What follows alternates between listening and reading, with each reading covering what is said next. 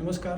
स्कोलिओसिस बऱ्याच वेळा 8वी 9वी 10वीला मुलं मुली येतात त्यावेळेस पाठीला एक कव येतो एस शेप आणि तो कव आल्यानंतर पालकांना वाटतं की आता पुढे काय.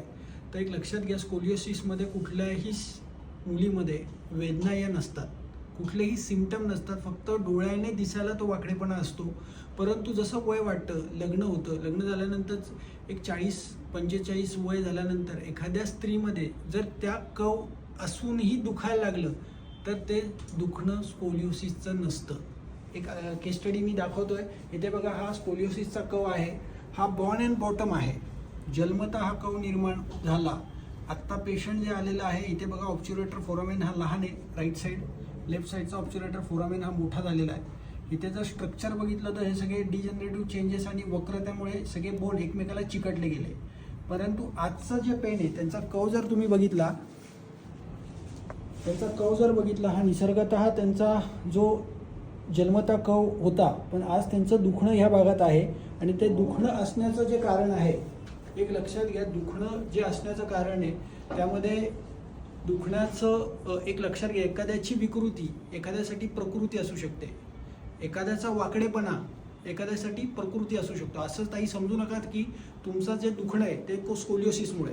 तर स्कोलिओसिसमध्ये कुठल्या पेशंटमध्ये दुखत नाही. आत्ताचं दुखणं जे आहे ते बऱ्याच वेळा त्या इथल्या ज्या मसल्स आहेत या टाईट झाल्या, बिकॉज तुम्ही काहीतरी उचलायला गेला, एखादा झटका बसला आणि त्या झटक्यामुळं जोपर्यंत ते नर्वचं टेम्परेचर आत्ता तिथे वाढलं, तुम्ही जर बघितलं तर 15 डिग्री काढेल. जर त्यांचा वाकडेपणा असता आणि त्या वाकडेपणामुळे आपल्याला टेम्परेचर नर्वोस्कोपमध्ये सगळीकडे दिसलं असतं. तसं दिसलं का तुम्हाला?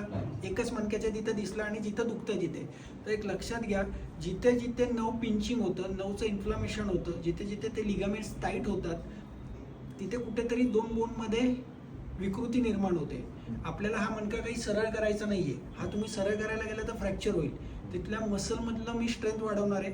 आत्ता एखाद्या क्रायोप्रॅक्टर सेशननी तिथली जिथे तो मणका फॅसेट लॉक आहे त्याला ओपन करणार आहोत. त्याचबरोबर आयुर्वेदिक औषधं आणि योगा तुमच्या आजारात खूप महत्त्वाचं आहे. कारण तुमच्या आजारामध्ये थोडंफार तुम्ही चुकीच्या मुवमेंट केल्या, खूप वाकणं झालं तर सगळी पाठ ही कडक होते. बरोबर आहे? पाठ कडक होते.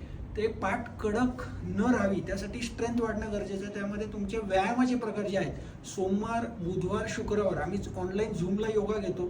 सकाळी 6:30 ते 7:30 तुम्हाला त्याच्यामध्ये जॉईन व्हायचं आहे.